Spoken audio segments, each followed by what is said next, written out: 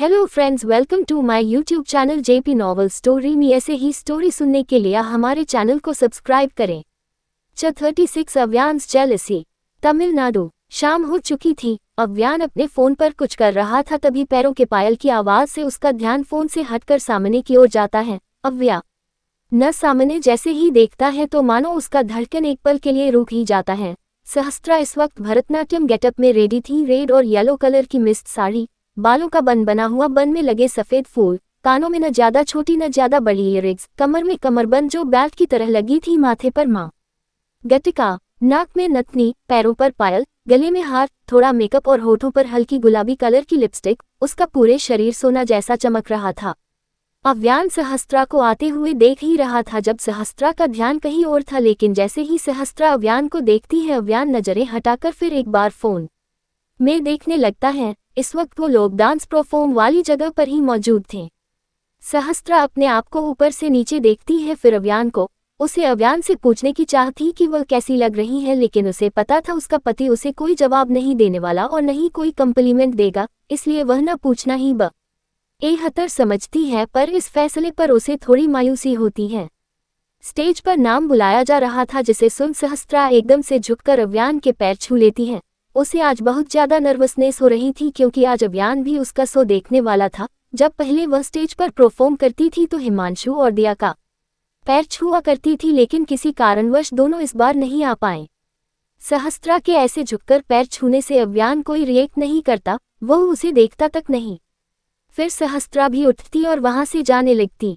सहस्त्रा कुछ दूरी चलने के बाद मुड़कर फिर से अव्यान को देखती, जो वैसा का वैसा ही खड़ा था। ये देख सहस्त्रा उदासी से पलटकर जाने लगती है। जैसे ही वह पलटती, अव्यान अब सहस्त्रा को देखने लगता है। कुछ दूरी चलते ही वह रोनी से आमने सामने आ जाती है। रोनी सहस्त्रा को देखते ही मुस्कुराते हुए कहता है, भाभी आप तो हद से ज्यादा खूबसूरत लग रही हैं। इस पर सहस्त्रा हल्का मुस्कुरा देती है, क्योंकि उसकी खुशी तो अपने पति के मुंह से ये सुनना था। रोनी सहस्त्रा का एक फोटो भी क्लिक कर लेता है। सहस्त्रा रोनी से मिलकर अब स्टेज की ओर बढ़ जाती है। स्टेज पर पहुंचकर सहस्त्रा कुछ पल चारों ओर देखती है। चारों ओर की लोगों की भीड़ इस कदर थी जैसे मधुमक्खी के छत्ते पर मधुमक्खी होती है, मतलब लोग और के अलावा चारों ओर कुछ भी नहीं दिख रही थी। सहस्त्रा सभी को देखकर प्रणाम करती है। कुछ पल में ही संगीत को सहारा देते यंत्र को थोड़ी दूर पर बैठे लोग बजाने लगते हैं। सहस्त्रा नृत्य शुरू करती है और सभी बड़े चाव से खुद होकर नृत्य का आनंद लेने लगते हैं। सहस्त्रा के इस गेटअप में नहीं सहस्त्रा का मंगलसूत्र दिख रहा था और नहीं मांग में सिंदूर। वह इस वक्त कुंवारी कन्या लग रही थी। उसी भीड़ में शामिल सितारा अपने दोस्त को देखकर बोलती है, यार सच में मुझे न इसका डांस बहुत पसंद है और मेरे माँ पापा को भी बहुत पसंद है। इतना अच्छा नाचती है, मैं तो इससे पर्सनली मिलकर बात करना चाहती हूँ और उसकी खूबसूरती देखी है। ओह गॉड, जिससे भी शादी करेगी उसके तो भाग्य ही खुल जाएंगी। काश यार मुझे भी ऐसा सुंदर सा चेहरा मिल जाता। बोलते ही वह सहस्त्रा के नृत्य को ही देख रही थी। उसकी दोस्त सहस्त्रा को देखते हुए कहती है, बोल तो तू सही रही है यार, जितना खूबसूरत चेहरा उतनी खूबसूरत उसका नृत्य। सितारा भी सहमति जताते हुए हाँ में सिर हिलाती है। अव्यान भी पहली सीट पर बैठा सहस्त्रा का डांस देख रहा था। उसने इस वक्त अपने मुंह पर मास्क लगाया था और आंखों में सनग्लासेस। अव्यान इस वक्त ब्लैक बिजनेस सूट में मौजूद था। उसकी पर्सनैलिटी इस कदर थी, वह भले खुद को ढक चुका था पर लड़कियों की नजरें बस उस पर ही थी। अव्यान जाना माना बिजनेसमैन था, जिसे सब जानते तो थे, पर किसी को उसके चेहरे की खबर ना थी। पर फिर भी वह रिस्क नहीं ले सकता था, इसलिए उसने खुद को ढक रखा था। सहस्त्रा का परफॉर्मेंस 1 घंटे बाद खत्म होता है। परफॉर्म खत्म होते ही सब तरफ तालियों की गड़गड़ाहट सुनाई देने लगती है। सहस्त्रा फिर एक बार प्रणाम करती है और स्टेज से नीचे उतर जाती है। कुछ ही देर में स्टेज पर जीतने वाले को बुलाने के लिए एक लड़का माइक लिए खड़ा हो जाता है। वह सबकी ओर देखते हुए कहता है, ये नृत्य सालों से आप सब देखते आ रहे हैं। पहले शुरुआत में एक नृत्यक था जो हमेशा इस प्रतियोगिता का विजेता होता था। आज बहुत दिन बाद वो भी इस सभा में शामिल हुए हैं, जिनका नाम है धनुष नायडू। बोलते ही सब ताली बजाते हैं। एक लड़का जो 23 साल का लग रहा था, वह स्टेज पर उसी गेटअप मतलब भरतनाट्यम वाल गेटअप में आता है। माइक लिए खड़ा लड़का कहता है, इसी विजेता के हाथों आज के विजेता को पुरस्कृत किया जाएगा। आप सभी ने सारे नृत्य को देखा और परखा। सबसे खूबसूरत नृत्य के माध्यम से आज के विजेता है सहस्त्रा। जैसे ही सारे लोग ये नाम सुनते हैं, तालियों की जैसे बारिश होने लगती है। सहस्त्रा फिर एक बार स्टेज पर चढ़ती है धनुष नायडू। मुस्कुराते हुए सहस्त्रा को ट्रॉफी देते हैं जो सोने का था। सहस्त्रा उससे नमस्कार करती है पर धनुष नमस्कार के साथ अपना हाथ भी बढ़ा देता है। सहस्त्रा न चाहते हुए भी हाथ मिला लेती है। जैसे ही अव्यान ये देखता है उसकी पकड़ सोफे पर कस जाती है। धनुष खुद माइक लेकर सबकी ओर देखते हुए कहता है, जब मैं स्टेज पर परफॉर्म किया करता था उस वक्त मुझे बहुत खुशी महसूस होती थी और आज मुझे मिस सहस्त्रा के साथ मिलकर उससे भी ज्यादा खुशी हो रही है। उसके नृत्य को देखकर मैं सच में खुद को बहुत छोटा महसूस कर रहा हूँ। इतना बोलते ही वह सहस्त्रा की ओर मुड़ता है। धनुष सहस्त्रा को देखते हुए कहता है, मिस सहस्त्रा, मैं चाहता हूँ कि बस एक बार मैं आपके साथ नृत्य करूँ, क्या आप इसके लिए सहमत हैं? ये सुनते ही सहस्त्रा की नज़र सीधे अव्यान पर चली जाती है जो अब दूसरी ओर देख रहा था। पब्लिक की भी डिमांड यही होती है कि सहस्त्रा धनुष के साथ नृत्य करे। सहस्त्रा मना करना चाहती थी लेकिन वह मना नहीं कर पाती, इसलिए वह धीरे से हाँ में सिर हिला देती है। उसके फैसले से फिर एक बार ताली बजती है। अब स्टेज पर संगीत शुरू होता है और दोनों ही नृत्य करने लगते हैं। कुछ देर तक तो शांति से नृत्य होती रहती है पर कुछ सटेप ऐसे आते हैं जिसमें धन छोटे उषा सहस्त्रा के कमर को पकड़ लेता है। ये देखकर जैसे अव्यान का गुस्सा फूट सा जाता है। हालांकि वह गुस्सा नहीं दिखाता पर उसके एक्शन से सब पता चलता है उसकी नसें उभरने लगी थी। कुछ ही पल में धनुष और सहस्त्रा एकदम से सज जाते हैं। वह दोनों जैसे ही सज जाते हैं वैसे ही अव्यान झट से अपने जगह से खड़ा हो जाता है। अव्यान से जैसे अब बर्दाश्त ही न हो रहा हो। रोनी तो अव्यान को देख मुस्कुराने लगता है। अचानक ही अव्यान अपनी जगह से स्टेज की ओर बढ़ता है। अव्यान को अपनी तरफ आते हुए सहस्त्रा भी अचानक देख लेती है लेकिन वह रुकती नहीं है। अव्यान स्टेज पर चढ़ता है और एकदम से सहस्त्रा के सामने खड़ा हो जाता है। सहस्त्रा भी रुककर अव्यान को देखने लगती है। एक पल के लिए दोनों के बीच सन्नाटा सा छा जाता है। यहाँ तक सभी तरफ सन्नाटा सा छा जाता है। अव्यान एकदम से सहस्त्रा का हाथ पकड़ता है और स्टेज से तेज कदमों से लेकर जाने लगता है। पूरे पब्लिक में शोर होने लगती है। वहीं सितारा अव्यान को पहचानने की कोशिश करते हुए बहुत गौर से उसे देख रही थी। रोनी की तो अव्यान की जेलसी देख हंसी छूट जाती है। सहस्त्रा की नजरें चारों ओर देख रही थी। वह अव्यान से बार बार छुड़ाने की कोशिश करते हुए कहे जा रही थी, ये आप क्या कर रहे हैं?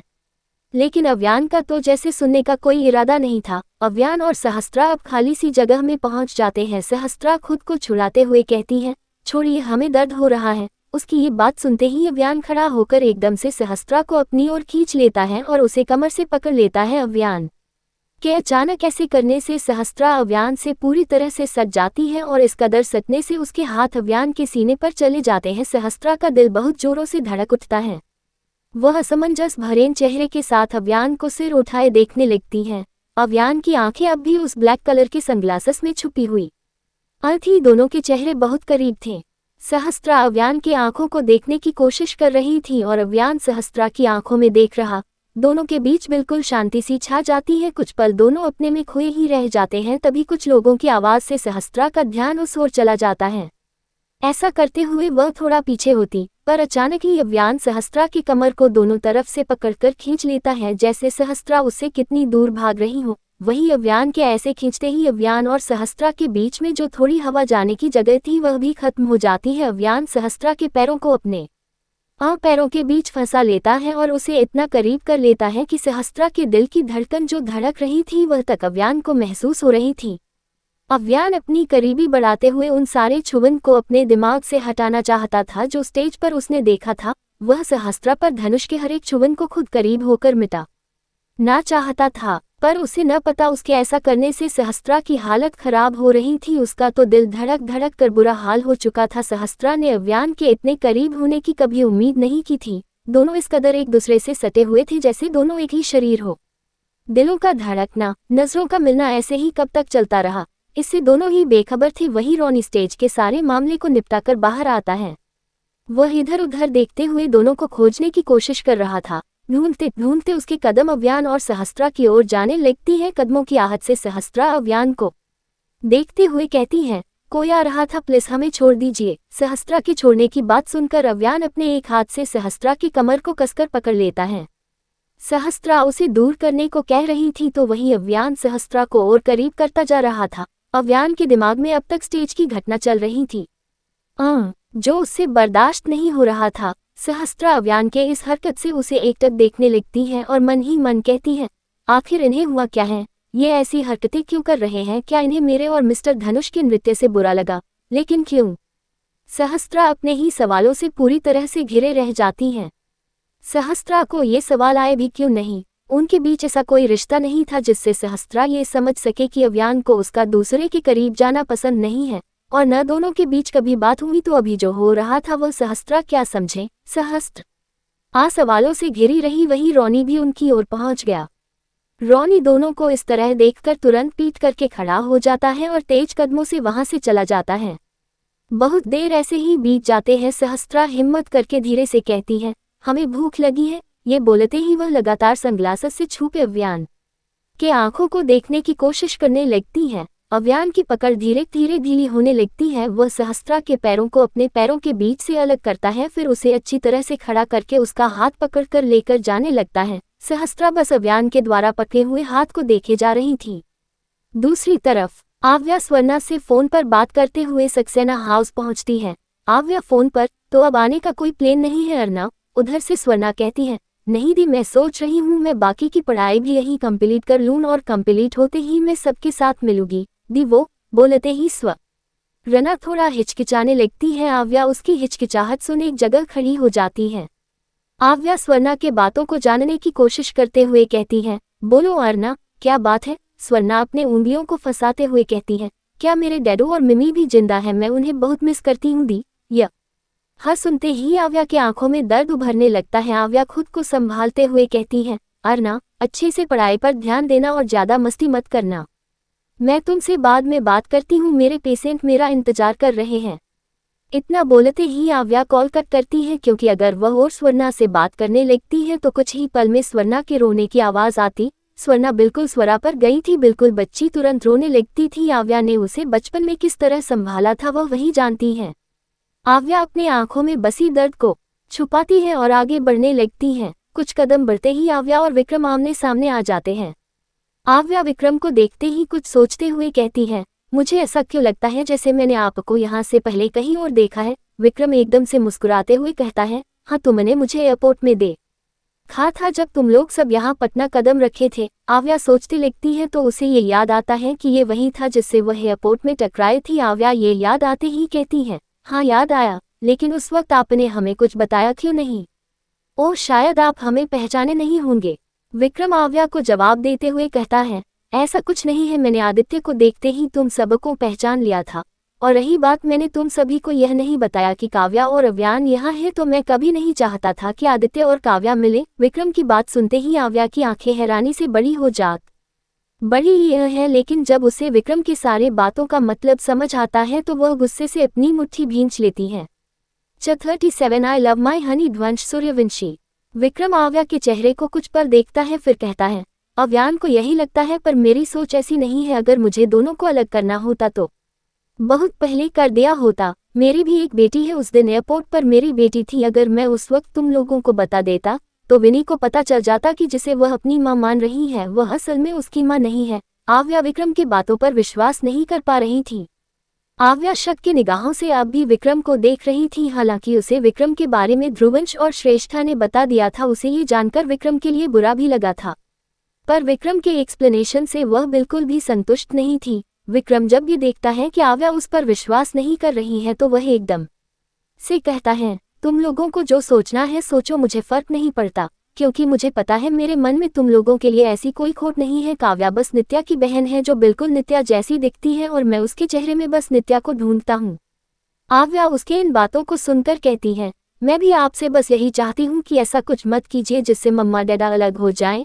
18 साल बहुत थे उनके लिए, दोनों एक दूसरे के लिए तड़पे हैं। अब और नहीं, प्लीज मैं उन्हें अलग होता हुआ नहीं देख सकती। बोलते हुए आव्या के आंखों में नमी सी छा जाती है। आव्या विक्रम के सामने अपने हाथ तक जोड़ लेती है। आव्या ने भी उनके दर्दों को दिल से महसूस किया था, जो मौत से भी दर्दनाक था।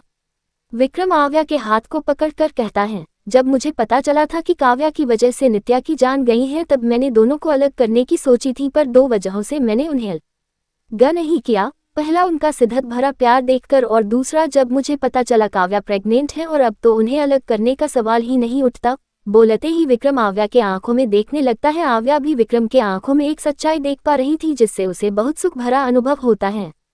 आव्या विक्रम के हाथों में हाथ रखकर कहती है, प्रॉमिस। आव्या के प्रॉमिस बोलने से विक्रम आव्या के सिर पर हाथ रखे कहता है, प्रॉमिस। ये सुनते ही आव्या जल्दी से विक्रम के गले लग जाती है। विक्रम आव्या के बच्चों वाली हरकत को देखकर उसके पीठ को सहलाते हुए मुस्कुराने लगता है। कुछ देर बाद आव्या उससे अलग होती है और अपना एक हाथ बढ़ाकर कहती है, तो क्या हम अब से दोस्त बन सकते हैं? विक्रम हंसते हुए आव्या से हाथ मिलाते हुए कहता है, हाँ जरूर। कुछ देर तक आव्या विक्रम के साथ रहती है, फिर आदित्य और काव्या के रूम में जाती है। आव्या अंदर जाकर देखती है तो आदित्य काव्या का हाथ पकड़ उससे बातें कर रहा था। आदित्य हल्का नॉर्मल बिहेव करने लगा था, लेकिन उस हादसे से निकलना उसके लिए इतना आसान नहीं था, इसलिए उसका पागलपन कभी भी उभर कर आ जाता है। भले वो कुछ भी करे लेकिन काव्या को चोट नहीं पहुंचाता। आव्या बेड पर बैठते हुए कहती है, क्या कर रहे हैं डैडा? आदित्य आव्या को देखते हुए जवाब देता है, मैं वाइफी से बात कर रहा हूँ, लेकिन वाइफी मुझसे बात नहीं कर रही है। आव्या ये सुनकर काव्या को देखती है, जिसकी आंखें खुली थी। काव्या के हालत पर बहुत धीरे धीरे सुधार हो रहा था। आव्या काव्या के आंखों को हाथों से बड़ा करके देखती है, फिर कहती है, मम्मा अब आपको देख पा रही है डैडा और आपके बातों को सुन भी रही है। काव्या ने पहले आंख जरूर खोली थी पर वह देख नहीं पा रही थी, लेकिन अब वह देख पा रही थी। आदित्य जब आव्या की बातें सुनता है तो काव्या को देखने लगता है। आव्या कुछ देर तक आदित्य से बात करती है, फिर ध्रुव और श्रेष्ठा के कमरे में जाती है। आव्या कमरे के अंदर जाकर देखती है तो ध्रुव के सीने से लगी हुई श्रेष्ठा ध्रुव से बात कर रही थी। वहीं ध्रुव श्रेष्ठा का हाथ पकड़कर बार बार चूम रहा था। आव्या आगे बढ़कर बेड पर बैठकर कहती है, तो कैसे हो my old generation love birds? आवाज सुनते ही श्रेष्ठा उठने लगती है, पर ध्रुव उसे उठने नहीं देता। आव्या हंसते हुए कहती है, डैड आप सच में इतने सालों में भी नहीं बदले, और मॉम आप भी। जब डैड जैसा हस्बैंड हो तो ऐसे उनसे दूर होने की कोशिश नहीं करनी चाहिए। श्रेष्ठा ध्रुव को घूरती है तो ध्रुव कहता है, बेबी सबको पता है कि मैं किस टाइप का हूँ, लेकिन तुम तो कभी समझती ही नहीं। अब हम हस्बैंड वाइफ है तो हमारे बीच ये सब तो नॉर्मल बात है, एंड अगर इससे भी आगे बढ़कर कुछ करे तो भी क्या फर्क पड़ता है? आव्या ध्रुव का साथ देते हुए कहती है, यस मॉम डैड सही कह रहे हैं, बट जब वो सब करो तो दरवाजा लॉक करना भूल मत जाना। श्रेष्ठा आव्या को घूरने लगती है, जो शरारत से मुस्कुरा रही थी। श्रेष्ठा आव्या को बुरी तरह घूरते हुए कहती है, अंश के साथ रह रहकर तुम भी ऐसी बन गई हो, थोड़ा भी शर्म वरम है कि नहीं? श्रेष्ठा की बात सुनकर ध्रुव और आव्या दोनों एक साथ बोलते हैं, इसमें शर्माने वाली कौन सी बात है? बोलते ही दोनों एक दूसरे को हाई फाई देते हैं और हंसने लगते हैं। श्रेष्ठा दोनों के ऐसे हरकत से बुरी तरह से चिढ़ जाती है। कुछ पल तो दोनों श्रेष्ठा को देखकर हंस ही रहे थे, तभी ध्रुव सवाल करता है, लान कहाँ है? कल रात से दिखा ही नहीं। आव्या बुरा सा मुंह बनाकर कहती है, डैड आपको पता है आपके बेटे ने मेरे पूरे 50 कॉल को इग्नोर किया। वो मेरा पहले वाला अंश नहीं रहा जो मेरे बिना एक पल भी नहीं रह सकता था। ये अंश खड़ूस हो गया है। बोलते ही आव्या उदास सा चेहरा लिए ध्रुव को देखती है। श्रेष्ठा खोई हुई कहती है, वक्त सब कुछ बदल देता है, उस वक्त अंश के साथ सिर्फ तुम थी और अब। आव्या बीच में ही हैरानी से बोलती है, इट्स मीन्स अंश की गर्लफ्रेंड है। आव्या की बात सुन ध्रुव भी श्रेष्ठा को देखने लगता है। श्रेष्ठा मुंह बनाते हुए कहती है, ये तो मुझे भी नहीं पता, बट स्ट्रॉन्ग फीलिंग आ रही है कि अंश किसी से प्यार करता है। मैं बस इंतजार कर रही हूँ वो मुझे कब बताएगा। रात के 12 बजे थे। ध्रुवंश हॉस्पिटल में एक कमरे के बाहर दीवार से सटकर खड़ा था। तभी कमरे के अंदर से एक डॉक्टर आकर बोलता है, आप उनसे मिल सकते हैं। ध्रुवंश एक नज़र डॉक्टर को देखकर कमरे के अंदर चला जाता है। बेड पर इस वक्त धारा हॉस्पिटल गाउन में लेटी हुई थी। ध्रुवंश धीरे धीरे कदम बढ़ाकर धारा के बहुत करीब बैठ जाता है और उसका हाथ पकड़ लेता है। धारा आंखें बंद करके ही कहती है, बहुत सताया ना मैंने तुम्हें। ध्रुवंश धारा के हाथ को चूमकर झुककर धारा के सिर से अपना सिर जोड़ लेता है। धारा आंखें खोल मुस्कुराते हुए कहती है, आखिरी पल में भी तुम मेरे साथ होंगी, ये मैंने कभी नहीं सोचा था। और हाँ, मेरे जाने के बाद बेवड़ों की तरह शराब पीकर टल्ली मत रहना। मैं तुम्हें ऊपर से देखूंगी और हो सके तो मुझे एक बुरा सपना समझकर भूल। धारा इतना ही कहती है कि ध्रुवंश उसके होठों को अपने होठों से बंद कर लेता है। ध्रुवंश धारा को अब किस करने लगता है। धारा की पकड़ ध्रुवंश के कंधे पर कस जाती है।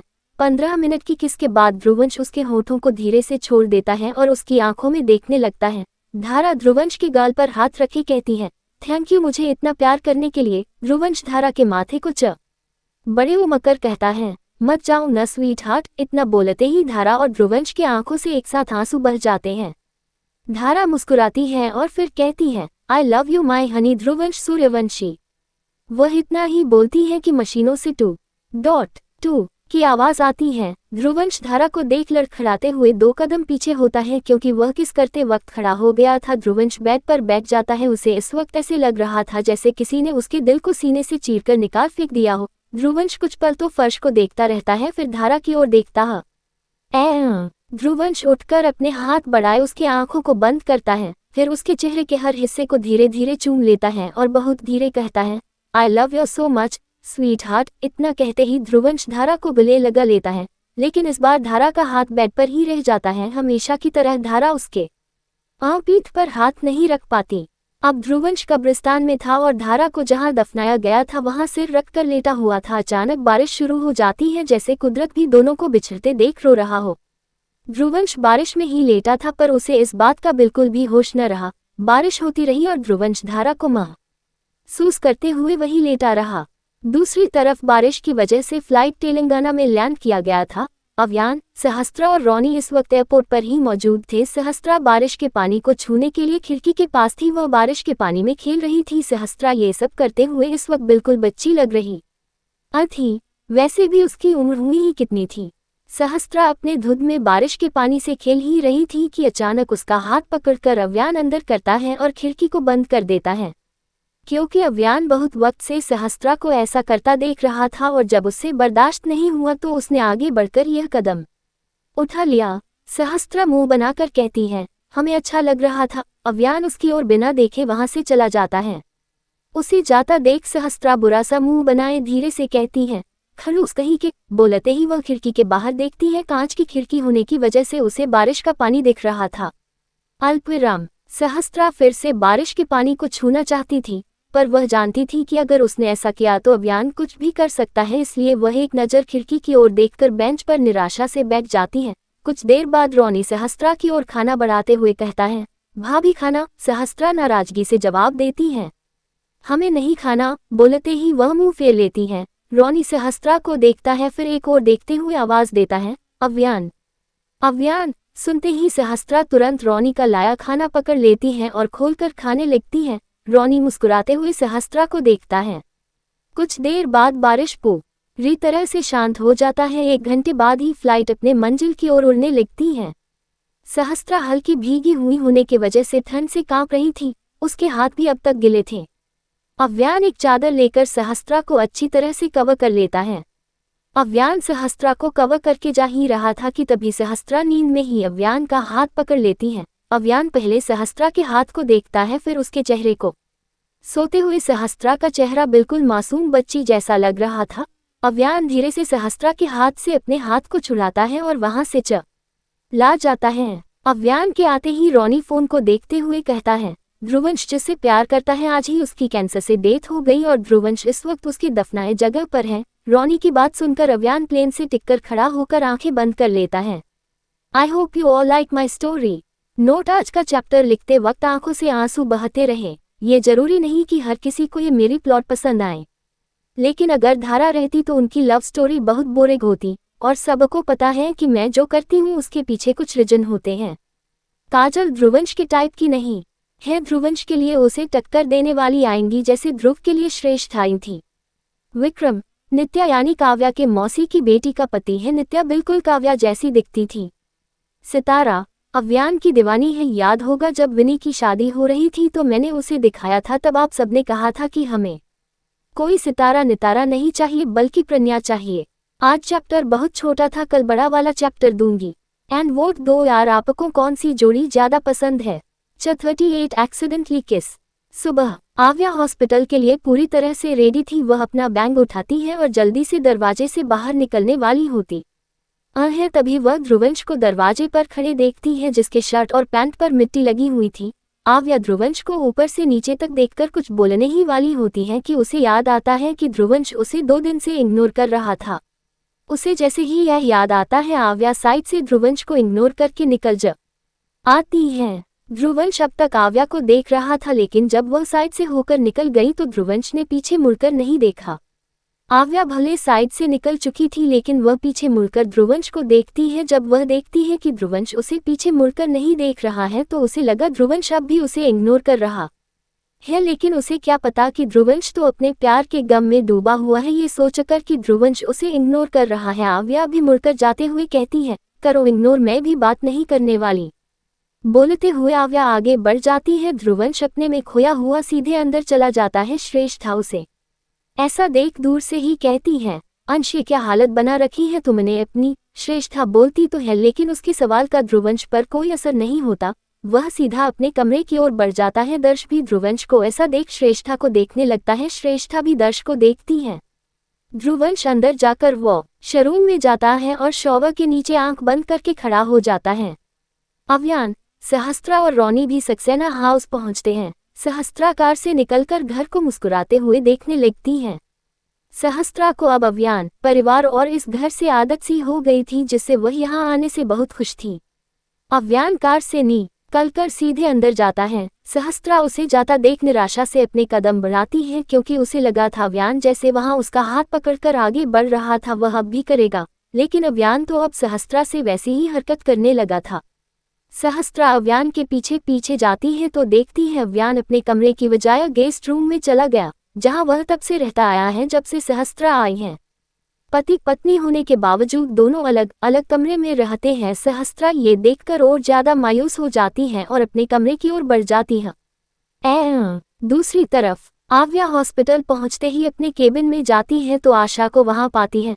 आशा चेयर पर बैठी थी। आव्या के आते ही वह उठकर खड़ी होती है। आव्या आगे बढ़कर अपने चेयर पर बैठकर कहती है, क्या हुआ तुम सुबह सुबह यहाँ। आशा कुछ पल के लिए अपना सिर झुकाती है और फिर आव्या को देखती हुई कहती है, हाँ, मुझे हॉस्पिटल से निकाल दिया तो सोचा एक बार आपसे मिलती चलूं और सॉरी भी बोल दूं।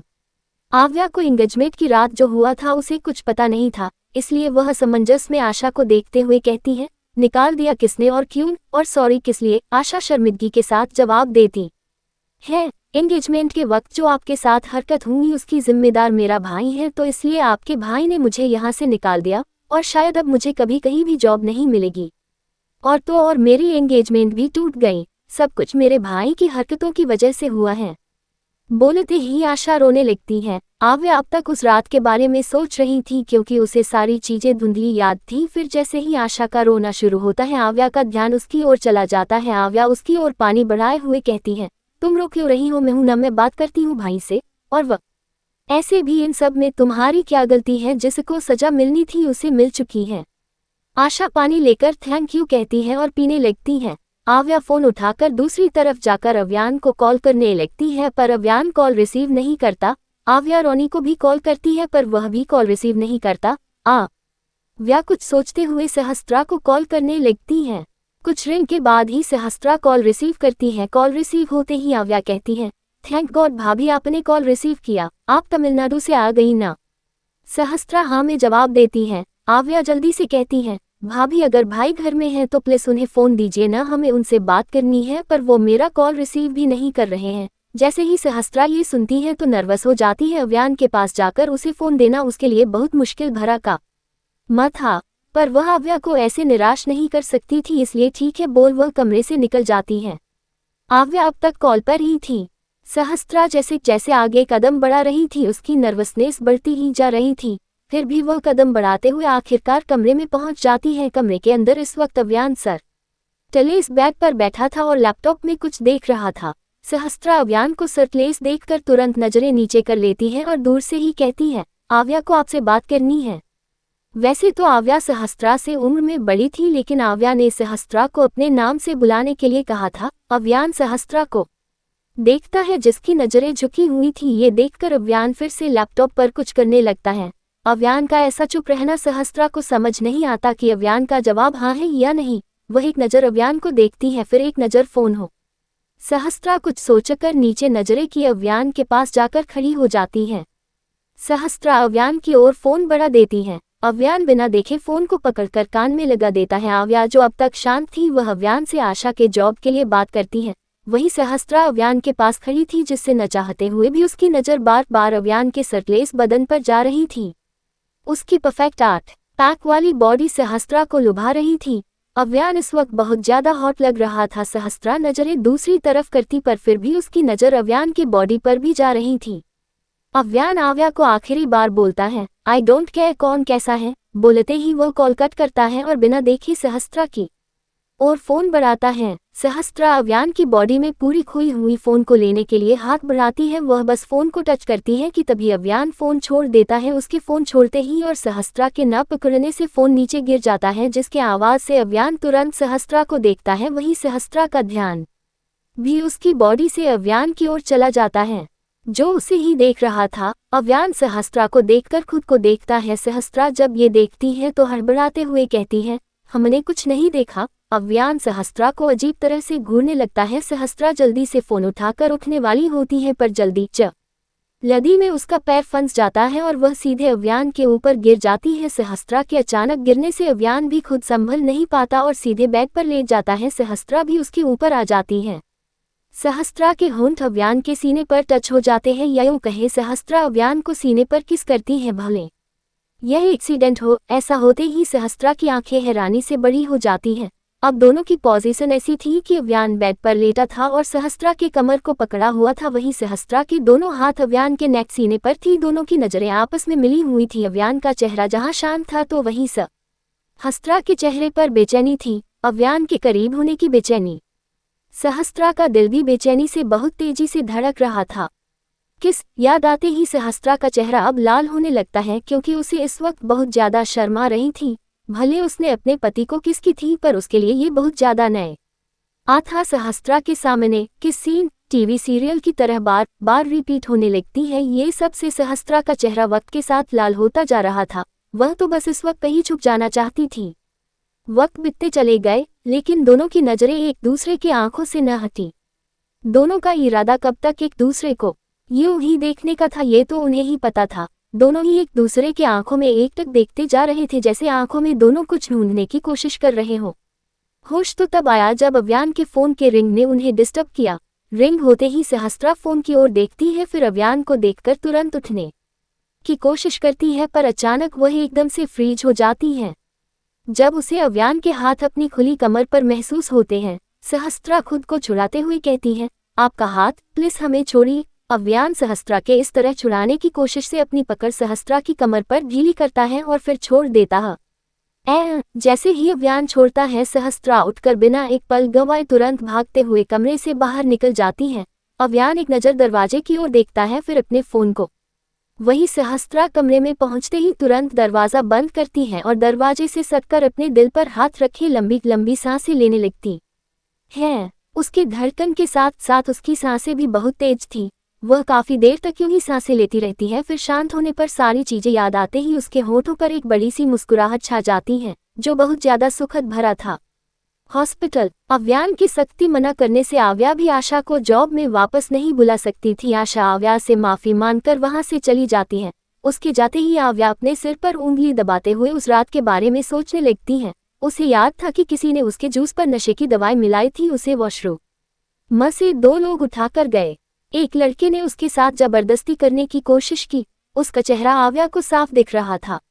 विवाह ने आकर उसे बचाया और भागने के लिए उसे कहा।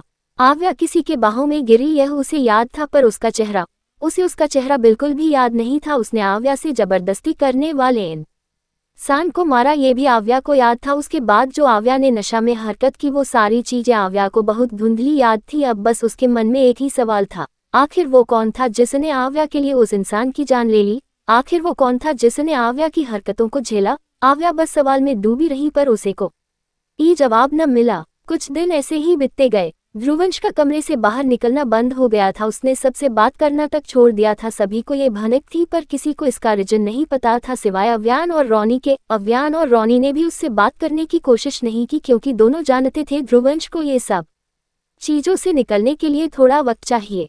पर सहस्त्रा तो ध्रुवंश को नोटिस करती थी, क्योंकि वही एक था जो हमेशा सहस्त्रा के साथ बहुत अच्छा पेश आता था। उसके वजह से ही सहस्त्रा इस घर में कंफर्टेबल हुई थी, वरना एक अनजान घर में रहना उसके लिए बहुत मुश्किल था। रात का वक्त था। ध्रुवंश बालकनी में खड़ा होकर आसमान को देख रहा था। तभी उसे अपने कंधे पर किसी का हाथ महसूस होता है। ध्रुवंश पीछे मुड़कर देखता है तो ये सहस्त्रा थी, जो बहुत बेचैनी से ध्रुवंश को देख रही थी। ध्रुवंश सहस्त्रा को मुड़कर देख तो लिया था, पर उसके मुंह से कोई शब्द नहीं निकला। सहस्त्रा ध्रुवंश की आंखों में दर्दों को देखकर कहती है, आप इतने दिन से कमरे में क्यों बंद हैं? आपके लिए सब परेशान है, अगर कोई बात है तो शेयर कीजिए, तभी तो हम कुछ कर सकते हैं। ऐसे चुपचाप रहकर बस दर्द बढ़ता है, और वैसे भी आपका ऐसा चुपचाप रहना हमें बिल्कुल अच्छा नहीं लग रहा है। ध्रुवंश सीरियस सा फिर से आसमान की ओर देखते हुए कहता है, कुछ बात ऐसी होती है जो चुप रहने से ही कम तकलीफ देती है। ध्रुवंश ये कहकर सहस्त्रा को पीट करके खड़ा हो जाता है और फिर से आसमान को देखने लगता है। तभी उसे आव्या की आवाज़ आती है, और कुछ इंसान ऐसे होते हैं जिन्हें तुम्हारे चुप पर रहने से बहुत तकलीफ होती है। ध्रुवंश मुड़कर आव्या को देखता है, जो कुछ दूर पर खड़ी उसे नम आंखों से देख रही थी। आव्या ध्रुवंश को देखते हुए कहती है, 18 सालों तक दूर रहे और अब भी तुम मुझसे दूर हो रहे हो। तुम्हें पता है कि ट्यूलिप अपने अंश से बात किए बगैर नहीं रह सकती, फिर भी मुझे इग्नोर किया। बोलते ही आव्या के आंखों से एक कतरा आंसू बह जाता है। वो एकदम से कहती है, आई रियली मिस यू अंश। उसके ये बोलते ही ध्रुवंश तुरंत उसकी ओर जाकर उसे गले लगा लेता है। गले लगाते ही आव्या के सिसकने की आवाज़ आने लगती है। ध्रुवंश आव्या को टाइटली गले लगाकर कहता है, आई एम सॉरी ट्यूलिप। भाई बहन का इतना गहरा प्यार देखकर सहस्त्रा की भी आंखें नम सी हो जाती हैं। वह अपने हाथ बढ़ाए आंखों के कोनों में जमा आंसू को पोंछ लेती है। ध्रुवंश आव्या को गले लगाए ही हुआ था कि उसे सहस्त्रा का ख्याल आता है। वह सहस्त्रा की ओर देखकर कहता है, भाभी आप वहाँ क्यों खड़ी हैं, इधर आइए। सहस्त्रा आगे बढ़ती है। ध्रुवंश आव्या और सहस्त्रा दोनों को लेकर कमरे के अंदर जाता है। आधी रात में रुद्रांश को नींद न आने की वजह से अपने कमरे से निकलकर टहलते ही रहा था, तभी उसे एक दरवाज़ा खुलने की आवाज़ आती है। वह उधर देखता है तब वो पाता है ये वही दरवाज़ा था जिस पर रुद्र ने सिक्योरिटी लगा रखी थी। दरवाज़ा खुलते ही रुद्र बाहर निकलता है। उसका हाथ पूरा खून से सना हुआ था। ये देखकर रुद्रांश तुरंत छुप जाता है। रुद्र के दोनों हाथों से खून टपकते हुए बूंद बूंद फर्श पर गिर रहा था। रुद्रांश रुद्र का पीछा करते हुए जाने लगता है। रुद्र चलता ही जा रहा था। वह अपने कमरे का दरवाज़ा खोलने ही वाला था, तभी उसे एक ग्लास वॉश के टूटने की आवाज़ आती है। रुद्रांश का रुद्र को पीछा करते उस ग्लास वॉश पर ध्यान नहीं रहा, जिसके वजह से उसके हाथ लगकर गिर जाता है। रुद्र पीछे पलटकर है और सिर टेढ़ा किए रुद्रांश को देखता है। रुद्रांश रुद्र को ऐसा देखता पाकर थोड़ा पीछे हटकर कहता है, मैं बस पानी पीने जा रहा था तो अचानक हाथ से लग गया। बोलते हुए उसकी नज़र फिर से रुद्र के खून से सने हाथ पर जाती है। रुद्र ग्लास वॉश को देखता है, फिर रुद्रांश की ओर बढ़ने लगता है। रुद्रांश पीछे हटते हुए रेमलिक से सट जाता है। सटते ही वह पीछे मुड़कर देखता है, जिसके बहुत नीचे हॉल था। वह आगे मुड़कर देखता है तो अपने चेहरे के बहुत करीब रुद्र को पाता है, जिससे वह डर जाता है। रुद्र रुद्रांश को डरा हुआ देखकर पूछता है, व्हाट हैपेंड डैड, आप डर क्यों रहे हैं? रुद्रांश खुद को संभालते हुए कहता है, डर? मैं कहाँ डर रहा हूँ। रुद्रांश जैसे ही ये बोलता है, रुद्र रुद्रांश के चेहरे पर अपने खून से सने उंगली को फेरते हुए सर्द आवाज में कहता है, इट्स मीन्स आपको मुझसे डर नहीं लगता। रुद्रांश के चेहरे पर खून लगते जा रहा था। वह घबराते हुए रुद्र को देखकर कहता है, टाइगर यू स्कैरिंग मी। रुद्र रुद्रांश को देखता है, जिसका डर से पसीने आने लगे थे। ये देखकर रुद्र थोड़ा पीछे हटकर कहता है, 39 Rudra and Avyas coffee date. Rudransh Rudra को हैरानी से देखता है। रुद्र रुद्रांश को देखते हुए कहता है, आई एम टाइगर डैड। और टाइगर एक जानवर है, इट मीन्स मैं जानवर हूं, न कोई इंसान। बोलते ही वह अपने कमरे की ओर बढ़ जाता है। कमरे में पहुंचते ही रुद्र पहले शॉवर लेता है, फिर एक कप पैंट पहनकर बेड पर लेट जाता है। वह इस वक्त सरप्लेस था और उसका टाइगर उसके बेड पर सो रहा था। रुद्र जैसे आंखें बंद करता है, उसके सामने आव्या का चेहरा दिखने लगता है। रुद्र कुछ पल आंखें बंद रखता है, फिर अचानक आंखें खोल फोन को उठाकर गूगल में सर्च करता है, how to ask a girl to spend time with her. ये सर्च करते ही उसके सामने बहुत कुछ दिखता है, जैसे लड़की को अपने प्यार में कैसे पागल किया जाए, जो रुद्र पार कर देता है। फिर लड़की को प्रपोज करने के लिए दिया हुआ था। बहुत सारी चीजें थी जो रुद्र बहुत ध्यान से देख रहा था। काफी देर बाद वह एक वीडियो प्ले करता है, जिस पर एक लड़का लड़की को IFE के लिए प्रपोज कर रहा था। काफी देर तक वह वीडियो देखता है, फिर फोन बंद करके आंखें बंद कर लेता है। रुद्र ने आज तक किसी लड़की के साथ टाइम स्पेंड नहीं किया था, जिसकी वजह से उसे गूगल का सहारा लेना पड़ रहा था, ये जानने के लिए कि किसी लड़की को कैसे ट्रीट करना चाहिए। रुद्र ने वीडियो तो देख लिया था, अब देखना यह था कि वह किस तरह से आव्या से कहेगा। सुबह हो चुकी थी। आज आव्या का हॉस्पिटल जाने का थोड़ा भी मूड नहीं था। आव्या अव्यान के कमरे में जाती है तो देखती है सहस्त्रा अपने गिले बालों को आईने के सामने खड़ी होकर पोंछ रही थी। आव्या बेड पर बैठकर कहती है, भाभी मैं सोच रही हूँ आज कहीं घूमने चले, आप मेरे साथ जाएंगी? सहस्त्रा आव्या को मायूसी से नमे सिर हिलाते हुए कहती है, नहीं हम नहीं जा सकते, हमें पेट में बहुत दर्द हो रहा है। आव्या तुरंत उठकर सहस्त्रा के पास जाते हुए परेशान भरी लफ्जे में कहती है, पेट में दर्द है, ज्यादा है क्या, मुझे देखने दीजिए। एक सहस्त्रा आव्या के यूं परेशान होने से एकदम से जवाब देती है, नहीं नहीं, वो हमारा पीरियड स्टार्ट हो गया है तो वही है, हमें बहुत दर्द होता है। ये सुनकर आव्या की परेशानी कम हो जाती है और वह कहती है, इसकी भी मेरे पास दवाई है, आप खाकर आराम कर लेना। सहस्त्रा बस हमें सिर हिलात बड़ी ही है। आव्या सहस्त्रा को दवाई लेकर देती है और खुद सक्सेना हाउस से निकल जाती है, क्योंकि ध्रुवंश को भी अपने माफिया वर्ल्ड में काम था तो आव्या अकेले ही निकल जाती है। आव्या अकेले ही हर जगह घूमने लगती है, पर उसे क्या पता वो अकेले नहीं थी, उसके साथ हमेशा उसका सनकी आशिक पागलों की तरह उसके पीछे रहता था। भले वह आव्या के पास होने पर दिखाता नहीं था। रास्ते पर एक पानीपुरी के ढेले पर आव्या खड़ी थी। पानीपुरी देख उसके मुंह से पानी आ रहा था। वह जल्दी से पानीपुरी वाले को देखकर कहती है, भैया जल्दी से पानीपुरी लगा दीजिए। पानीपुरी वाला आव्या को एक बाउल देता है और उसे पानीपुरी देने लगता है और आव्या बड़ा सा मुंह खोले पानीपुरी खाने लगती है। वहीं जीप के बोनट पर बैठा रुद्र उसे पानीपुरी खाता देख धीरे से कहता है, हाउ डिस्गस्टिंग। आव्या खा ही रही थी, तभी उसकी नजर अचानक रुद्र पर पड़ती है। वह जैसे ही रुद्र को देखती है, रुद्र दूसरी तरफ देखने लगता है जैसे उसने आव्या को देखा ही ना हो। आव्या उसे देखते ही जोर से चिल्लाती है, हेलो खड़ूस। वहां आसपास लोग सब सुन लेते हैं और आव्या को देखने लगते हैं, पर रुद्र ऐसा दिखाता है जैसे उसने सुना ही ना हो। आव्या बाउल रखती है और जल्दी से पानीपुरी वाले को पैसा देकर रुद्र की ओर बढ़ने लगती है। आव्या रुद्र के पास पहुंचते ही कहती है, बहरे हो क्या, मैं तुम्हें कब से बुला रही हूँ। रुद्र आव्या को देखते हुए कहता है, वाई। रुद्र का सवाल भरी बात सुन आव्या की भौहें चढ़ जाती हैं। वह रुद्र को घूरते हुए कहती है, इतना रूड, ऐसे रूड बनते रहे न तो सिंगल ही बुढ़े हो जाओगे। एंड बाय द वे, मुझे भी कोई शौक नहीं है तुम्हें बुलाने का। वो तो उस दिन तुमने मेरी हेल्प की थी तो मैंने सोचा तुमसे बात कर लूं, पर तुम तो। बोलते ही आव्या जाने लगती हैं। आव्या एक कदम आगे बढ़ाती तभी रुद्र उसका हाथ पकड़ लेता है।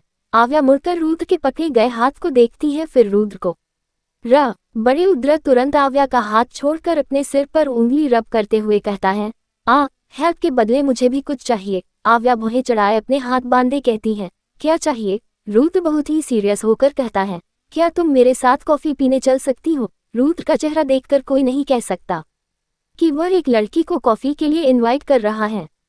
आव्या रुद्र को घूरते हुए देखने लगती है। वहीं रुद्र को तो इससे कोई फर्क ही नहीं पड़ रहा था। मतलब जब कोई लड़का किसी लड़की को किसी चीज के लिए पूछता है तो चेहरे पर एक नर्वसनेस होती है, लेकिन रुद्र के चेहरे पर ऐसा कुछ नहीं था। आव्या बहुत देर तक उस घूरती है, फिर कहती है, एक लड़की को कॉफी के लिए प्रपोज कर रहे हो तो अपने एक्सप्रेशन तो सही करो, इतना सीरियस होकर कौन कॉफी के लिए पूछता है। बोलते हुए आव्या थोड़ा चिढ़ जाती है।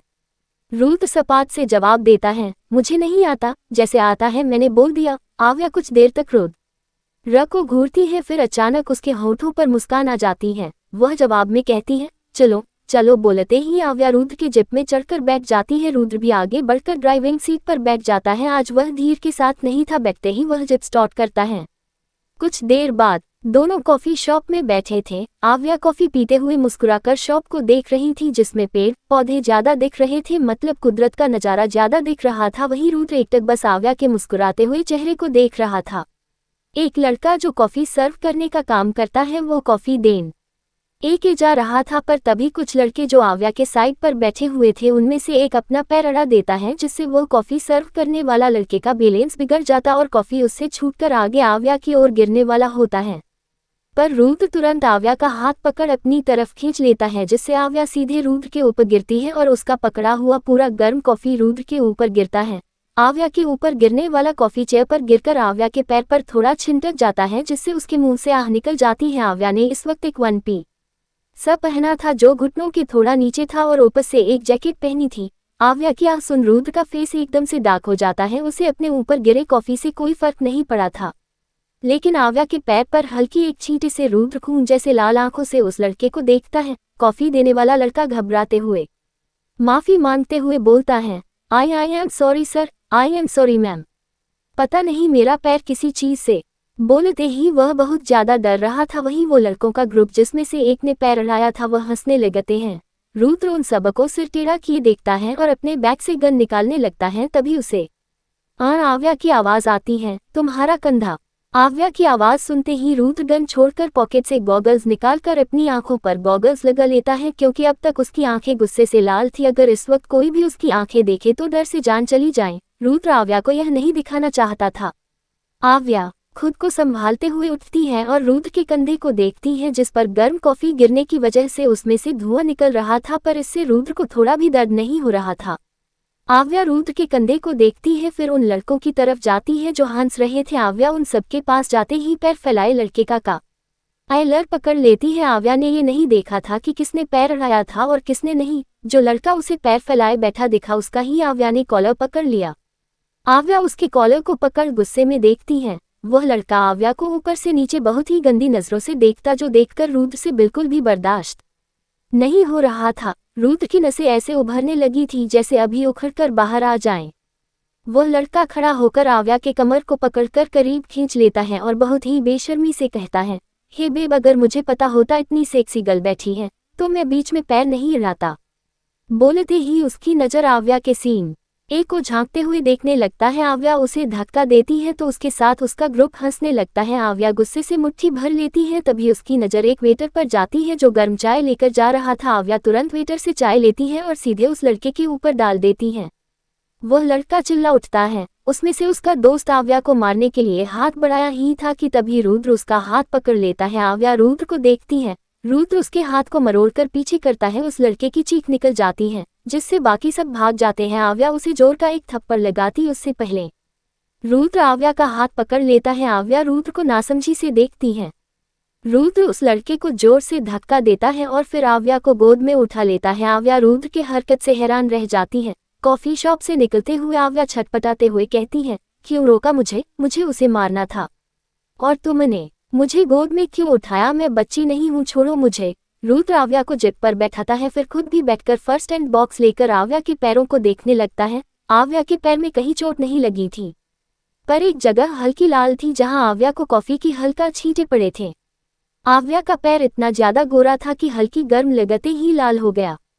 रुद्र आव्या के उस जगह में दवाई लगाने लगता है। आव्या ये देख रुद्र को देखने लगती है, जो बहुत ध्यान से उसके पैर पर दवाई लगाकर फूंक रहा था। हालांकि आव्या को जरा भी दर्द नहीं हो रहा था, फिर भी रुद्र का इतना केयर करना आव्या का उसे देखने पर मजबूर कर रहा था। आव्या बस रुद्र को देखती रहती है। रुद्र आव्या को दवाई लगाने के बाद सिर उठाकर देखता है।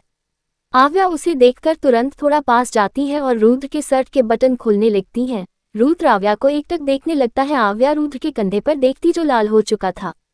आव्या भी अब रुद्र को दवाई लगाने लगती है। कुछ देर बाद आव्या रुद्र को देखकर कहती है, क्या जरूरत थी तुम्हें मुझे खींचने की? बहुत जल रहा होगा ना? बोलते ही आव्या थोड़ी दर्द भरी आंखों से उसके कंधे को देखती है। रुद्र अपने शर्ट के बटन लगाते हुए दूसरी ओर देखने लगता है। आव्या बस रुद्र को देखती रहती है। रुद्र अब आव्या को देखकर पूछता है, तुम ठीक हो ना? पूछते हुए रुद्र के चेहरे पर भले एक्सप्रेशन नहीं थे, लेकिन उसकी फिक्र आव्या के लिए साफ दिख रही थी। आव्या धीरे से सिर हिलाती है। रुद्र सिर घुमाकर कॉफी शॉप को देखता है और अपने फोन पर धीर को एक मैसेज करता है जो आव्या नहीं देख पाती। रुद्र मैसेज करते ही फोन को आगे रखता है, फिर आव्या को देखते हुए कहता है, तुम चल सकती हो ना? आव्या थोड़ा चिढ़ते हुए कहती है, बस हल्की छींटे पड़ी थी, पैर जला नहीं है जो मैं चल नहीं सकती। तुम इतनी सी बात पर इतना ओवर रिएक्ट क्यों कर रहे हो? रुद्र का बार बार एक ही सवाल का रना आव्या को काफी ज्यादा इरिटेट कर रहा था, इसलिए वह जवाब दे देती है। वहीं आव्या का ऐसा जवाब देने से रुद्र कुछ पल आव्या के चेहरे को देखता है, फिर जिप स्टार्ट करता है। आव्या दूसरी तरफ देखने लगती है। वह अब भी कॉफी शॉप में हुई इंसिडेंट को याद कर रही थी। रुद्र ने उन्हें इतनी आसानी से छोड़ द छोटी या ये सोचकर आव्या रुद्र को बहुत ही शरीफ, डिसेंट और झगड़ा न करने वाला समझ रही थी। आव्या ये सब सोचते हुए कहती है, तुम सच में इतना डिसेंट हो कि खुद तो किसी को मारा नहीं और मुझे भी मारने नहीं दिया। तुम्हें पता है अगर उसे मेरे हाथ का थप्पड़ पड़ता तो एकदम चटाक से आवाज आती। बोलते हुए आव्या के चेहरे पर एक एक्साइटमेंट दिखने लगती है, पर पल भर में वह गायब हो जाती है। वह मुंह बनाते हुए कहती है, तुम्हारी वजह से मैं उस थप्पड़ का आवाज नहीं सुन पाई। वह जैसे ही ये बोलती है अचानक रुद्र जिप रोकता है। आव्या थोड़ा आगे झुक जाती है, फिर सीधी होकर रुद्र को घूरते हुए कहती है, ये क्या है? रुद्र आव्या को देखते हुए कहता है, तुम्हें थप्पड़ की आवाज सुननी थी। आव्या कंफ्यूज्ड होकर रुद्र को देखती है। रुद्र आव्या के आंखों में देखते हुए कहता है, स्लैप मी। रुद्र की बात सुन आव्या की आंखें हैरानी से बड़ी हो जाती हैं। वह एकदम जोर से चिल्लाती है, वह एट रुद्र आव्या के हैरान भरे चेहरे को देखकर कहता है, गर्ल चाहे उसका हो या मेरा, थप्पड़ की आवाज सेम सुनाई देंगी, सो स्लैप मी। आव्या की हैरान चेहरा और ज्यादा हैरान हो जाता है।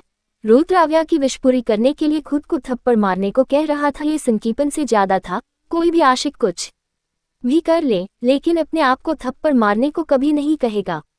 आव्या बहुत ज्यादा हैरान थी। फिर अचानक उसे होश आता है तो वह कहती है, पागल पागल हो गए हो क्या? मुझे लगता है तुम्हें अपने दिमाग का इलाज कराना चाहिए। बोलते ही आव्या रुद्र से नजरें हटाकर दूसरी तरफ देखती है। रुद्र फिर से कहता है, आवाज नहीं सुननी तुम्हें? आव्या जल्दी से नमे सिर हिलाकर कहती है, नहीं मुझे कोई आवाज नहीं सुननी, तुम गाड़ी चलाओ, मुझे घर जाना है।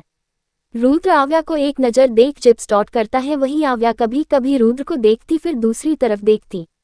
ऐसे ही सफर तय होते हुए दोनों मंजिल पर पहुंच जाते हैं। वो था सक्सेना हाउस। आव्या घर को देखकर कहती है, तुम्हें कैसे पता मैं यहाँ रहती हूँ? कहीं तुम मेरा पीछा तो नहीं कर रहे हो? बोलकर आव्या रुद्र को शक भरी नजरों से देखने लगती है, पर रुद्र कोई जवाब नहीं देता। आव्या को भी उसके चुप होने से समझ आ जाता है कि अब ये न ही बोलने वाला। आव्या जिप से उतरती है फिर आगे बढ़ने लगती है, पर अचानक ही वह रुक मुड़कर रुद्र को देखती है जो उसे ही देख रहा था। आव्या रुद्र के पास जाकर कहती है, पहली मदद के लिए तो तुमने मुझे कॉफी के लिए पूछा, अब आज जो तुमने मेरी दूसरी मदद की उसके लिए तुम्हें कुछ नहीं चाहिए। रुद्र को समझ नहीं आता कि आखिर वह आव्या से क्या मांगे। वह कुछ बोलता तभी आव्या कहती है, चलो ठीक है, मैं ही तुम्हारी तरफ से बोल देती हूँ, आज कॉफी थी, कल लॉन्ग ड्राइव पर चलते हैं, ओके?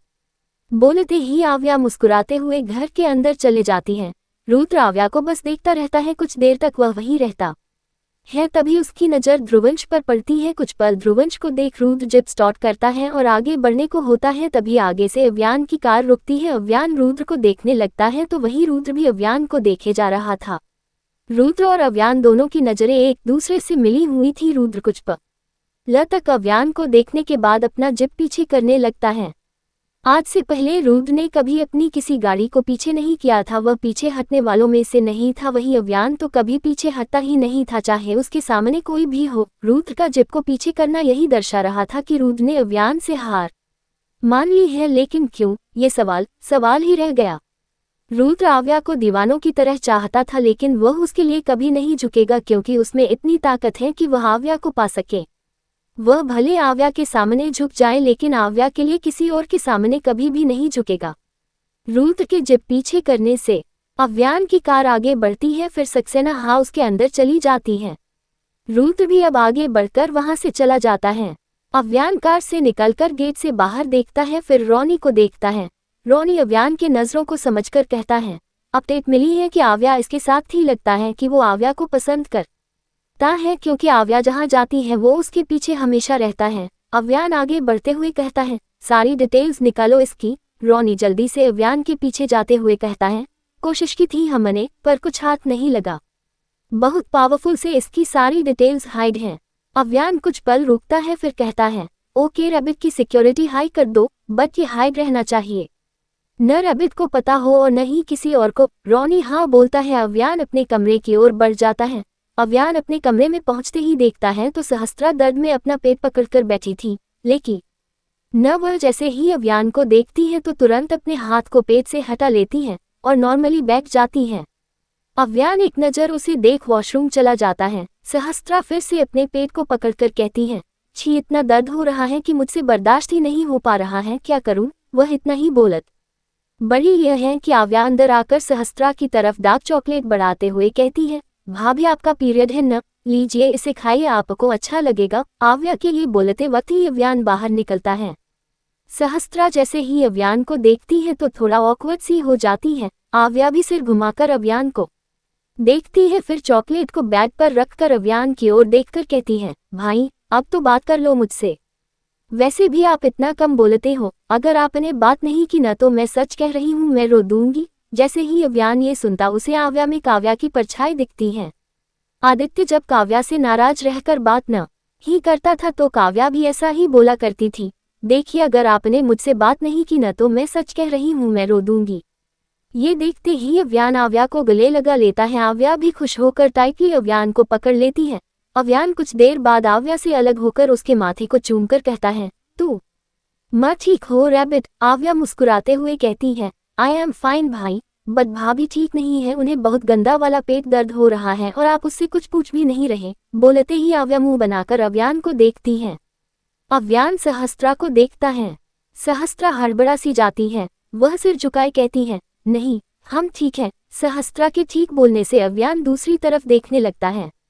आव्या दोनों को एक नज़र देखती है, फिर दोनों को बाय बोलकर चली जाती है। अव्यान चेंजिंग रूम में जाकर ड्रेस चेंज करता है, फिर सहस्त्रा को बिना देखे कमरे से निकल जाता है। सहस्त्रा का दर्द भरा चेहरा उदासी भरे चेहरे में तब्दील हो जाता है। 40 लॉन्ग ड्राइव। एक कमरे में कुछ लड़कों को बांध कर रखा गया है। वह सब चिल्लाते हुए पूछे जा रहे हैं कि आखिर उन्हें किस लिए ऐसा बांध कर रखा गया है। वहां खड़े बॉडीगार्ड बिल्कुल रॉबर्ट की तरह खड़े होकर चुप है, जैसे उनको उन सब की बातें सुनाई ही न दे रही हो। तभी कमरे के अंदर चलते हुए किसी के आने की आवाज आती है। सभी लड़के उस ओर देखते हैं। कदमों की आवाज उनकी ओर ही बढ़ते जा रही थी। अंधेरों के बीच एक चेहरा उभर कर आता है, जो रुद्र का बहुत खतरनाक चेहरा था। वो सारे लड़के वही ग्रुप थे जो आज कॉफी शॉप में थे। रुद्र सभी को अपने एकदम डार्क एक्सप्रेशन से देखता है। उसकी नज़र एक लड़के पर टिक जाती है। रुद्र उसके लड़के को जैसे ही देखता है उसे उसकी हरकतें याद आती है। ये वही लड़का था जिसने अपने पैर को अड़ाकर कॉफी गिरवाया था। ये वही लड़का था जिसने आव्या की कमर को पकड़कर करीब खींच था। रुद्र अपना हाथ आगे करता है तो धीर एक बहुत ही धार चाकू देता है, जो रेस्टोरेंट में यूज किया जाता है। रुद्र चाकू पकड़कर धीर को कुछ इशारा करता है।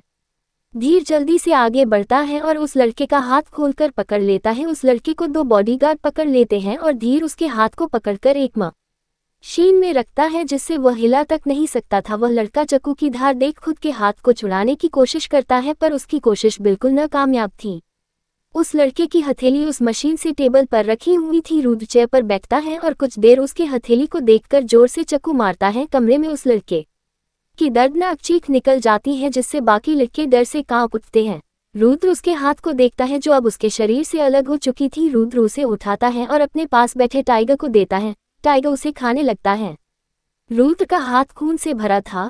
रुद्र की नज़र अब उस लड़के के पैर पर जाती है। वह सिर टेढ़ा किए उसके पैर को देखता है। वह लड़का ऐसे ही दर्द से तड़प रहा था और अब रुद्र की ऐसी नज़र देखकर उसकी चिल्लाने की भी हिम्मत नहीं हो रही थी। रुद्र खून से लथपथ चाकू को अपने हाथ पर पहुंचता है और चाकू को रखकर वह धीर की ओर देखने लगता है। इस बार धीर रुद्र की ओर तलवार बढ़ाता है, जो धार से चमक रही थी। कुछ पल में फिर एक बार उस कमरे में दर्दनाक चीख गूंज उठती है। रुद्र के चेहरे पर खून के छींटे पड़े थे। उसका पूरा सर खून के रंग से रंग चुका था।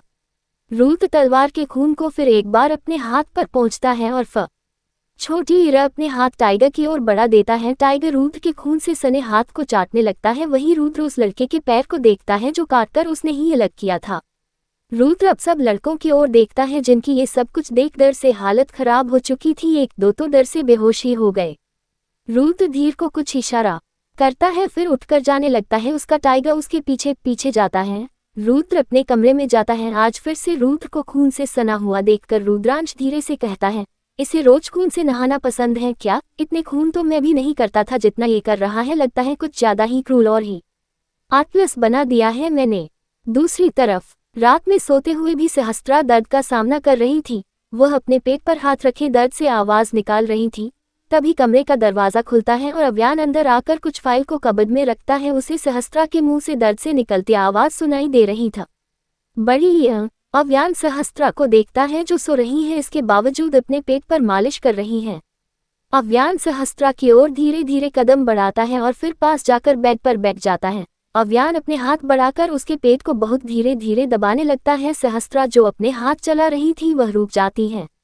कुछ पल में अव्यान सहस्त्रा के हाथ को पकड़कर बेड पर रखता है। अव्यान सहस्त्रा के पेट को फिर से धीरे धीरे दबाने लगता है। सहस्त्रा का पेट बहुत सॉफ्ट था। सहस्त्रा अब बहुत राहत से सो रही थी। अव्यान सहस्त्रा को बैठाकर गले लगाता है और उसके पल्लू को हटाकर पीठ से होते हुए कमर को बहुत धीरे धीरे दबाता है। सहस्त्रा नींद में कसमसाते हुए अव्यान के गर्दन पर चेहरा छिपाती है। नींद में होने की वजह से उसकी सांसें अव्यान को अपने गर्दन पर महसूस हो रही थी। ऐसा होने से अव्यान की सांसें भी तेज हो जाती हैं। वह आंखें बंद करके खुद को संभालता है। काफी देर बीत जाते हैं। अव्यान अब धीरे से सहस्त्रा को बेड पर लेटाता है। अचानक उसकी नजरें सहस्त्रा के होंठ से थोड़ा नीचे एक छोटी सी तिल पर जाती हैं। इस वक्त सहस्त्रा बेड पर लेटी थी। वही अव्यान का एक हाथ सहस्त्रा के पीठ पर था। वह बिल्कुल उसके ऊपर उसके बहुत करीब था। अव्यान तिल को देखकर धीरे था। बड़ी हीरे आगे बढ़ता है। वह अपने होठों से उस तिल को चुमने ही वाला था कि एकदम से उसे कुछ याद आता है। वह सहस्त्रा से दूर हो जाता है। अव्यान सहस्त्रा को अच्छी तरह से लेटाकर अपने हाथ को निकालता है और फिर कुछ पल सहस्त्रा को देखने के बाद वह कमरे से निकल जाता है। अगले दिन आव्या इस वक्त घर से थोड़ी दूर एक पेड़ के नीचे खड़ी थी। उसने जीन्स के साथ क्रॉप टॉप और ब्लैक जीन्स जैकेट पहनी है, बालों को खुला छोड़ा था और आंखों को छुपाते हुए गॉगल्स पहनी थी। सिर पर एक कैप थी। आव्या टाइम देखते हुए खुद से कहती है, कहाँ रह गया ये खड़ूस इंसान, कल जल्दी जल्दी माँ। मैंने उसका नंबर भी नहीं लिया। बोलते ही वही इधर उधर देखने लगती है। तभी उसे ब्लैक कार आती हुई दिखती है। आव्या कार को अपनी तरफ आता हुआ देखती है। कार उसके पास पहुंचते ही रुक जाती है। आव्या कार को घूरते हुए देखती है। रुद्र ग्लास नीचे करके आव्या को देखता है। आव्या रुद्र को देखते ही शिकायत भरे लफ्ज़े में कहती है, इस बंद गाड़ी में मुझे कोई लॉन्ग ड्राइव पर नहीं जाना। ये सुनकर रुद्र एक बटन प्रेस करता है। कार का डिजाइन अब चेंज होने लगता है। आव्या हैरानी से कार को देखने लगती है। अब कार एक ओपन डिजाइन वाली कार बन गई थी। आव्या ये देखकर खुश होकर जल्दी से दूसरी ओर जाकर बैठ जाती है। रुद्र उसके बैठते ही कार स्टार्ट करता है। आव्या उसे देखती है। इस वक्त रुद्र एक चॉकलेट बॉय लग रहा था। आव्या उसे देखकर कहती है, वैसे पूछना तो नहीं चाहिए पर क्या सच में तुम्हारी कोई गर्लफ्रेंड नहीं है? रुद्र कुछ देर तक तो शांत रहता है, फिर जवाब देता है, आई डोंट नो गर्लफ्रेंड किसे बोलते हैं। आव्या ये सुन रुद्र को अजीब नजरों से ऊपर से नीचे देखती है। उसे लग रहा था कि रुद्र उसे झूठ बोल रहा है, लेकिन सच में रुद्र को गर्लफ्रेंड के बारे में थोड़ा भी आइडिया नहीं था। वह तो न कभी स्कूल गया था और न ही कॉलेज। उसने जितनी भी पढ़ाई की थी वह घर पर ही रहकर की थी। यहाँ तक आज तक उसने कोई एग्जाम भी नहीं दिया था। पढ़ाई की कोई भी सर्टिफिकेट उसके पास नहीं थी। उसका मानना था कि सीखना जरूरी है, न कि अपनी पढ़ाई की कोई सर्टिफिकेट।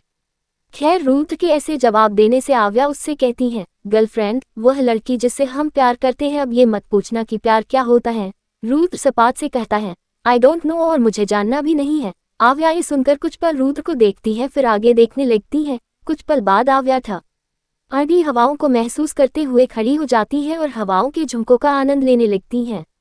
रुद्र आव्या की ओर देखता है। तभी उसकी नज़र आव्या के खुली कमर पर चली जाती है, जो क्रॉप टॉप और जैकेट के ऊपर होने की वजह से दिख रहा था। रुद्र की पकड़ स्टीयरिंग पर कस जाती है और उसका चेहरा सर्द हो जाता है। रुद्र अचानक कार रोकता है, जिससे आव्या संभल नहीं पाती और रुद्र के ऊपर गिर जाती है। आव्या जल्दी से रुद्र के ऊपर से हटकर कहती है, ये क्या हरकत है? रुद्र अपने जैकेट को निकालता है और बिना देखे आव्या को देते हुए कहता है, इसे पहन लो। आव्या कंफ्यूज्ड होकर रुद्र को देखती है, फिर एकदम से पूछती है, क्यों, तुम्हें दिख नहीं रहा? ऑलरेडी मैंने ड्रेस पहनी है। रुद्र आव्या की ओर देखता है, फिर उसके ड्रेस को घूरते हुए कहता है, इस ड्रेस से तुम्हारी कमर दिख रही है और मैं सिर्फ अपनी वाइफ का कमर देखूंगा। अगर तुम मेरी वाइफ होती तो तुम कुछ भी पहनो, मुझे फर्क नहीं पड़ता। But now I can't control my self. आव्या मुंह खोले रुद्र को देखने लगती है, फिर कुछ सोचते हुए कहती है, इसका मतलब अगर मैं तुम्हारी वाइफ होती तो क्या तुम खुद को कंट्रोल करते? रुद्र सामने देखते हुए कहता है, नेवर। अगर तुम मेरी वाइफ होती तो मैं कब का कार रोककर सब तरफ बंद करता और फिर रख। तभी आव्या बीच में ही अपने कान को बंद करके जोर से चिल्लाती है, स्टॉप इट। वही ये सब बोलते हुए रुद्र काफी ज्यादा सीरियस था, पर आव्या के अचानक ऐसे चिल्लाने से वह उसे देखता है। आव्या अपने कान से हाथ हटाकर एकदम से कहती है, जस्ट शट अप। बेशर्मी की भी हद होती है। मुझे पता है हमारे सिवा यहाँ कोई नहीं है, बट मैं तुम्हारी गर्लफ्रेंड नहीं हूँ जो तुम मेरे साथ ऐसी बातें करोगे। अब न तुम बिल्कुल चुप रहोगे और न ही मैं कुछ बोलूंगी। बोलते ही आव्या रुद्र का जैकेट लेती है और अपना जैकेट उतारकर उसका जैकेट पहन लेती है। इस दौरान रुद्र दूसरी ओर देख रहा था। उसने गलती से भी आव्या को एक नज़र तक नहीं देखा। आव्या ठीक से बैठ जाती है और आगे देखते हुए कहती है, चलो अब। आव्या ये सब बिल्कुल ऑर्डर वाले लफ्जे में कह रही थी, लेकिन अब तो रुद्र को आव्या के ऑर्डर सुनने की आदत हो चुकी थी। रुद्र कार स्टार्ट करता है।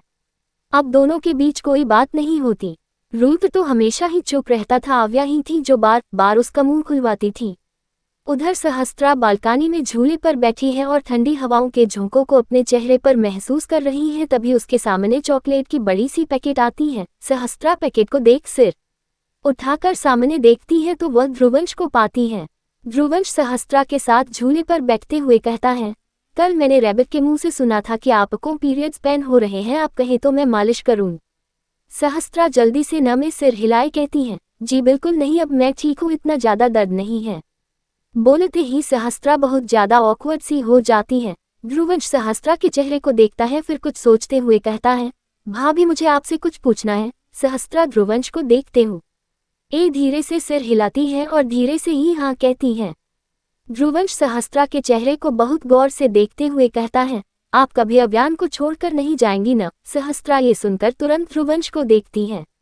ध्रुवंश काफी ज्यादा सीरियस था। सहस्त्रा को समझ नहीं आता कि आखिर ध्रुवंश ऐसा सवाल क्यों कर रहा है, और हमेशा तो वह अव्यान को ब्रो ही बोलता था, लेकिन उसने अव्यान का नाम लिया। सहस्त्रा इधर से उधर देखते हुए कहती है, आप ऐसा क्यों पूछ रहे हैं, कुछ हुआ है क्या?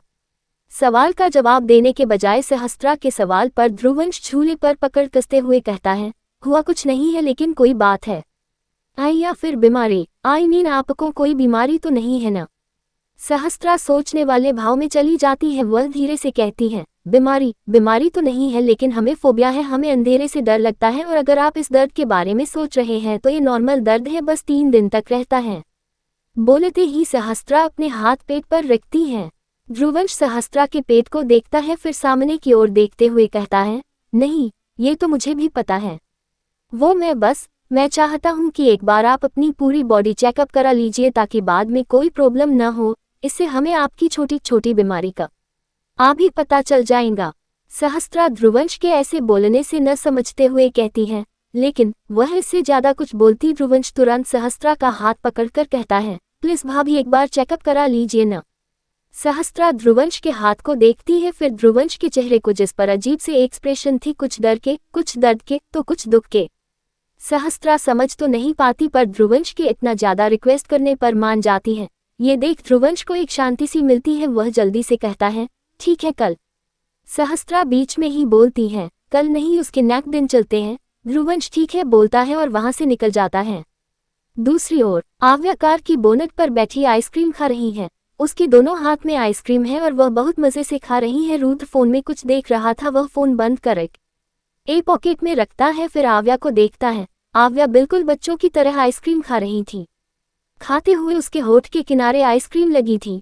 रुद्र ये देखकर आव्या के सामने खड़ा हो जाता है। आव्या सवालिया नजरों से उसे देखती है। रुद्र आव्या के बहुत करीब होकर उसके होठों को देखते हुए उसकी ओर बढ़ने लगता है। ये देखकर आव्या पता नहीं क्यों आंखें बंद कर लेती है। रुद्र आव्या के बंद पलकों को देखता है, फिर अपना हाथ बढ़ाकर अंगूठे से आव्या के होंठ पर लगी आइसक्रीम पोंछता है। आव्या के पूरे शरीर में सिरहन सी दौड़ जाती है। आव्या के हाथ से दोनों आइसक्रीम गिर जाती है। वह रुद्र के सीने पर हाथ रखे उसकी टी शर्ट को मुट्ठी में भर लेती है। रुद्र का चेहरा आव्या के चेहरे के बहुत करीब था। आव्या को अपने चेहरे पर रुद्र की सांसें महसूस हो रही थी। कुछ देर तक जब आव्या को कुछ भी महसूस नहीं होता तो वह आंखें खोलकर उसे देखने लगती है। रुद्र की नजरें आव्या की नजरों से मिलसी जाती है। आव्या रुद्र के आंखों में गहराई से देख रही थी। रुद्र आव्या के हाथ को खुद के टी शर्ट से छुड़ाकर कुछ कदम दूर हो जाता है। रुद्र को दूर जाता देख आव्या जल्दी से नीचे उतरती है, फिर आगे बढ़कर रुद्र को गले लगा लेती है। रुद्र बस खड़ा का खड़ा रह जाता है। आव्या रुद्र को मजबूती से पकड़ी हुई थी, तभी उसे कुछ याद आता है। वह झट से रुद्र से दूर होती है और उसे देखने लगती है। रुद्र बिना भाव के आव्या को ही देख रहा था। आव्या अपने कदम पीछे करते हुए बहुत धीरे धीरे बड़बड़ाते हुए कहती है, नहीं ये क्या हो रहा है मुझे, मैं इससे इफेक्ट हो रही हूँ, नो ऐसा नहीं हो सकता। बोलते ही वह फिर से रुद्र को देखती है, जो अपने कदम बढ़ाते हुए आव्या की ओर ही आ रहा था। आव्या रुद्र को अपनी तरफ आता देख भागने लगती है। रुद्र सिर टेढ़ा किए आव्या को देखने लगता है।